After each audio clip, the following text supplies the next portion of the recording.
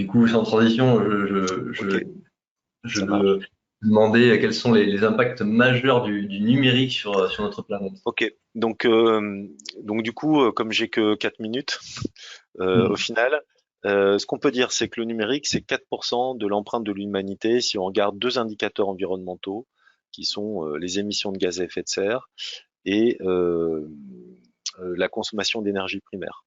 Donc 4%, ça peut paraître pas beaucoup, mais c'est déjà plus que l'aviation civile. Ce qui nous inquiète, nous, c'est que c'est surtout, on observe un triplement, donc une multiplication par 3 de nos impacts entre 2010 et 2025, juste sur 15 ans, ce qui est absolument exponentiel. Alors imaginez qu'on ait triplé l'empreinte de l'humanité sur 2010-2025. On aurait déjà fini de s'effondrer, quoi, concrètement. Donc il y a vraiment une croissance exponentielle des impacts environnementaux du numérique qui est directement lié au fait que bah, vous êtes des drogués, je suis un drogué, nous sommes des drogués du numérique, comme ça a été un petit peu évoqué précédemment, c'est le but de cette table ronde.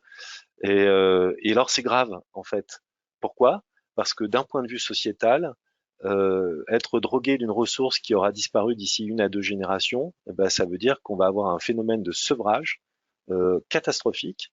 Et pourquoi on n'a plus qu'1 ou 2 générations de numérique devant nous? Eh bien parce que pour fabriquer, on devrait d'ores et déjà considérer le numérique comme une ressource critique parce qu'on en dépend, on est dépendant de cette ressource, non renouvelable parce qu'elle est fabriquée à partir de métaux critiques dont les stocks seront épuisés d'ici 1 à 2 générations.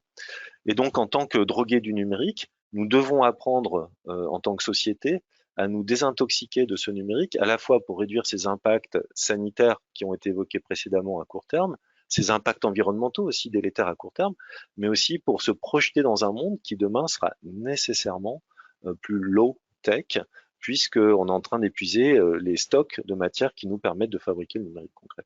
Et donc il y a un double enjeu à court terme sanitaire et environnemental, et un enjeu même plus sociétal sur le plus long terme, de se donner la chance d'une transition vers un monde qui nécessairement, demain, à l'échelle de quelques générations, sera forcément moins numérique.